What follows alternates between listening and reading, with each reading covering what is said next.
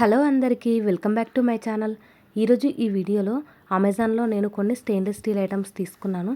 నేను ఏమేమి తీసుకున్నాను, ఆ ఐటమ్స్ యొక్క క్వాలిటీ ఎలా ఉందో కూడా ఈ వీడియోలో షేర్ చేస్తాను. సో వీడియో మొత్తం కూడా చూసేయండి. ఫస్ట్ ఐటమ్ వచ్చేసి ఇలా నేను ఒక చిన్న రోల్ని తీసుకున్నాను. ఇది వచ్చేసి 2 నెంబర్ సైజు. దీనిని నేను ఆల్రెడీ ఓపెన్ చేసి యూజ్ చేశాను. క్వాలిటీ చాలా బాగుంది. దీని మెటీరియల్ వచ్చేసి స్టెయిన్లెస్ స్టీల్తో తయారు చేశారు. సో ఎక్కడ కూడా రస్ట్ రాకుండా మొత్తం స్టీల్తో బాగుంటుంది ఐటము. మనం కొద్ది మోతాదులో దంచుకోవడం కోసం ఈ రోలు చాలా బాగా యూజ్ అవుతుంది. మనం ప్రతిసారి కొద్దిదానికి కూడా మిక్సీలో వేయలేం కదా. సో అలా ఈ రోలు యూజ్ అవుతుందని చెప్పేసి తీసుకున్నాను. మనం వెల్లుల్లిని కానీ, అల్లంను కానీ, యాలకులు కానీ దంచుకోవడానికి చాలా బాగా యూజ్ అవుతుంది.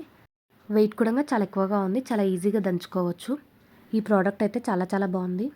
సెకండ్ ఐటమ్ వచ్చేసి నేను స్టెయిన్లెస్ స్టీల్ చాపింగ్ బోర్డ్ తీసుకున్నాను. ఇదైతే ఇప్పుడే అన్బాక్సింగ్ చేస్తున్నాను.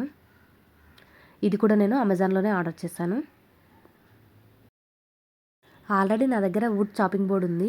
కాకపోతే ఏంటంటే ఈ మాన్సూన్ సీజన్లో వర్షాలకి మనం అది రోజు యూజ్ చేస్తూ ఉంటాం కదా. సో ఫంగస్ వస్తుంది.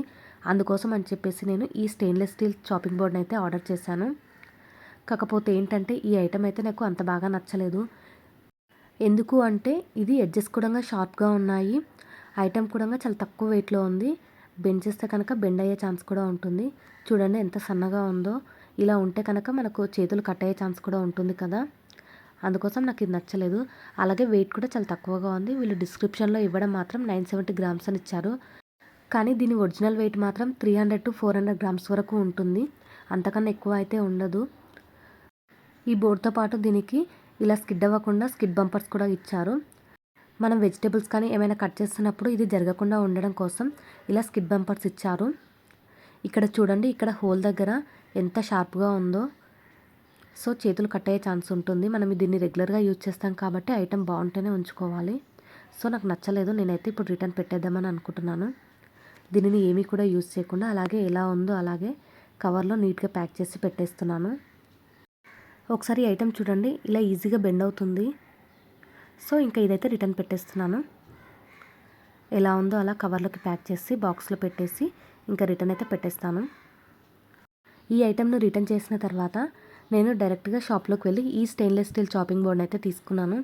ఈ ఐటమ్ అయితే చాలా బాగుంది. చాలా వెయిట్ ఉంది. దీని వెయిట్ అయితే 1 kg కంటే కూడా ఎక్కువగానే ఉంటుంది. సో ఐటమ్ అయితే చాలా బాగుంది. ఎడ్జెస్ కూడా చాలా నీట్గా, ఫినిషింగ్ అనేది చాలా నీట్గా ఉంది. మనకు ఎక్కడ కూడా కట్ అవ్వదు. దీనిని మనము రోజు యూజ్ చేస్తాం కాబట్టి బాగా చూసి తీసుకోవాలి. అలాగే మనం వెజిటేబుల్స్ కానీ ఏమైనా కట్ చేసుకున్న తర్వాత క్లీన్ చేసుకోవడం కూడా చాలా ఈజీగా ఉంటుంది. సో చూడండి, నేను ఒకసారి అయితే కట్ చేసి చూపిస్తున్నాను. కట్ చేసుకోవడం ఈజీ, అలాగే క్లీన్ చేసుకోవడం మాత్రం చాలా ఈజీ. దీనిపైన మనము వెజిటేబుల్సే కాకుండా చపాతీ కూడా చేసుకోవచ్చు. సో ఈ చాపింగ్ బోర్డ్ని మనం మల్టీపర్పస్ లాగా యూజ్ చేసుకోవచ్చు. థర్డ్ ఐటమ్ వచ్చేసి స్టెయిన్లెస్ స్టీల్ మొసంబీ జ్యూసర్. ఈ ఐటమ్ను కూడా నేను అమెజాన్లోనే తీసుకున్నాను. ఈ జ్యూసర్ ప్లాస్టిక్లో కూడా వస్తున్నాయి కదా. ప్లాస్టిక్ వద్దని చెప్పేసి ఇలా స్టెయిన్లెస్ స్టీల్ ఐటమ్ అయితే తీసుకున్నాను. ఈ జ్యూసర్ని కూడా నేను అమెజాన్లోనే తీసుకున్నాను. చూడండి, ఇదైతే చాలా బాగుంది. దీని ఎడ్జెస్ ఫినిషింగ్ కూడా చాలా బాగుంది. ఎక్కడ కూడా కట్ అయ్యే ఛాన్స్ లేదు.